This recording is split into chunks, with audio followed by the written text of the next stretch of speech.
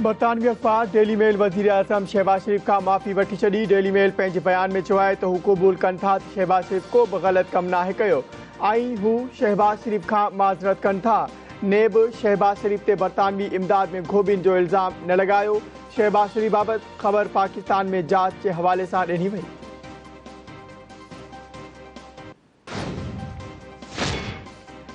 माफ़ी डेली मेल खे न पर इमरान खान ऐं शहज़ाद अकबर खे घुरणु घुरिजे। शहबाज शरीफ ख़िलाफ़ पूरो केस ट्रायल मां गुज़रियो। उन बैदि डेली मेल शहबाज शरीफ खां गैर मशरूत माफ़ी वरिती।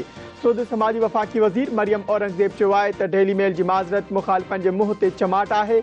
अल्लाह ताला शहबाज शरीफ खे सुरख़ुरू कयो आहे। शहबाज शरीफ ते कंहिं बि क़िस्म जी करप्शन साबित न थी। शहज़ाद अकबर अॼु ताईं न लिकी क़यादत जे ख़िलाफ़ सबूत ॾेई सघियो।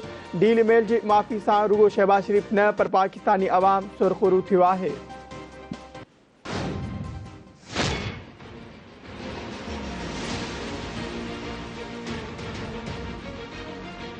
हेलो। सलाम जी। जी वालेकुम अस्सलाम। कैसे हैं आप? मैं ठीक हूँ मुर्शिद, आप कैसी हैं? अल्लाह के शुक्र अल्हम्दुलिल्लाह। खान साहब की कुछ घड़ियां हैं, उन्होंने कहा है कि आपको भेजते हैं, आपको भेज दूँ, आप कहीं उनको बेच वगैरह दें क्योंकि वो उनकी यूज की नहीं है, तो वो चाहते हैं वो आप कहीं कर दें। जरूर मुर्शिद, मैं कर दूंगा, मैं कर दूंगा जी।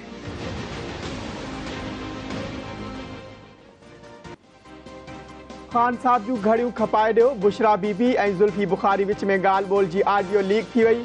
20 सेकेंड जी ऑडियो में बुशरा बीबी ज़ुल्फी बुखारी खे चई रही आहे त खान साहब जूं कुझु घड़ियूं इस्तेमाल हेठि न आहिनि, खपाइण लाइ अव्हां खे ॾियण जो चयो आहे।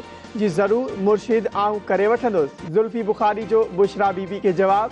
अॻूणे वज़ीर आज़म इमरान खान सऊदी वली अहद ऐं ॿियनि मुल्कनि पारां मिलियल अरबें रुपयनि जी क़ीमती घड़ियुनि जा तोहफ़ा तोशाखाना मां भुगड़नि मुठ एवज़ ख़रीद करण बैदि खपाए मुल्क जो नालो बदनाम कयो। सुप्रीम कोर्ट के हुक्म ते सहाफ़ी ऐं एंकर पर्सन अरशद शरीफ के कत्ल जी जांच लाइ नई special joint investigation team JIT क़ाइम। वफ़ाक़ी हुकूमत नई JIT बाबति नोटिफिकेशन सुप्रीम कोर्ट में जमा कराए छॾियो। नई JIT में ISI जो मोहम्मद असलम, मिलिट्री इंटेलिजेंस जो मुर्तज़ा अफज़ल, इंटेलिजेंस ब्यूरो जो साजिद कियानी, डायरेक्टर FIA वक़ारुद्दीन ऐं DIG इस्लामाबाद अवैस अहमद शामिल। बोड सबब मुल्क में 20 लख घर तबाह थिया। सिंध, पंजाब ऐं बलोचिस्तान जा कुझु ज़िला घणो मुतासिर थिया। वज़ीर आज़म शहबाज शरीफ इस्लामाबाद में तक़रीब खे ख़िताब कंदे चयो आहे त सिंध सूबो बोड सबब घणो मुतासिर थियो आहे। पाक फ़ौज बोड मुतासिरनि जी घणी मदद कई। बोड सबब मुल्क में मवासिलात ऐं बिजली जो निज़ाम मुतासिर थियो। ज़राअत जो शोबो बुरी रीति मुतासिर थियो। BISP ज़रिए शफ़ाफ़ तरीक़े सां इमदादी रक़म बोड मुतासिरनि ताईं ॾिनी वई।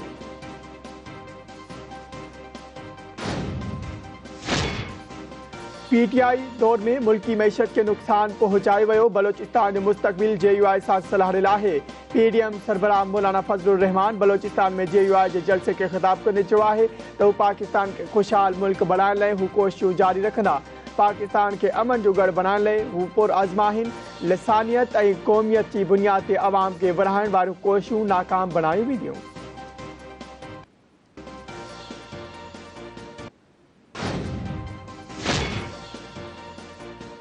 जमहूरी निज़ाम सां ई जटादार तरक्की मुमकिन आहे। माली मसला बहितर ऐं मुनसिफ़ानी विर्छ लाइ आलमी मालियाती इदारनि में सुधारनि जी ज़रूरत आहे। पाकिस्तान हमेशह अवाम ते ॿधल जमहूरियत जो ख़्वाहिशमंद रहियो आहे।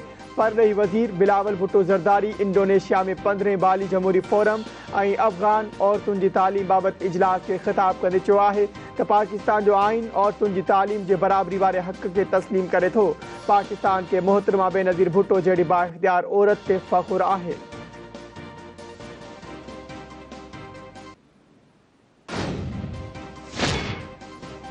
मुर्तज़ा वहाब जी इस्तीफ़ा मंजूर। सिंध हुकूमत डॉक्टर सैफुर रहमान के कराची जो एडमिनिस्ट्रेटर मुक़रर करे छॾियो।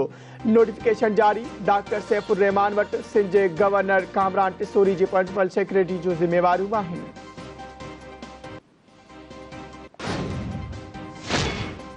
बोड सबब 19,000 स्कूल मुतासिर थिया आहिनि। बोड सबब 7,000 स्कूल मुकमल तौर ते तबाह थी विया। तालीम जे सूबाई वज़ीर सरदार शाह सिंध असेंबली में ख़िताब दौरान चयो आहे त असां स्कूलनि में क़ाइमु वॾेरनि जूं औताकूं ख़तमु करायूं आहिनि।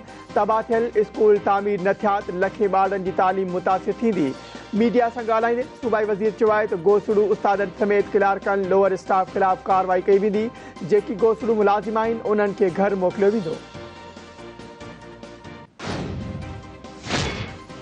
फैरपुर भरिसां हथियारबंदनि फायरिंग करे ॻोठाणे खे क़त्ल करे छॾियो। ॻोठ कमाल शेख में हथियारबंदनि जी फायरिंग में ग़ुलाम मुस्तफ़ा शेख मारिजी वियो। मक़तूल जो मर्द ज़रूरी कार्रवाई लाइ इस्पताल मुंतक़िल।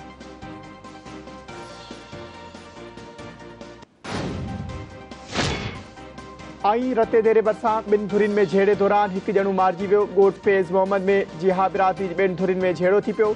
गोलियूं लॻण सबबि फिदा हुसैन जियो मारिजी वियो। धुरियुनि में छिकटाण इलाइक़े में ॾका पखिड़िजी वियो। मक़तूल जो मर्द ज़रूरी कार्रवाई लाइ इस्पताल मुंतक़िल।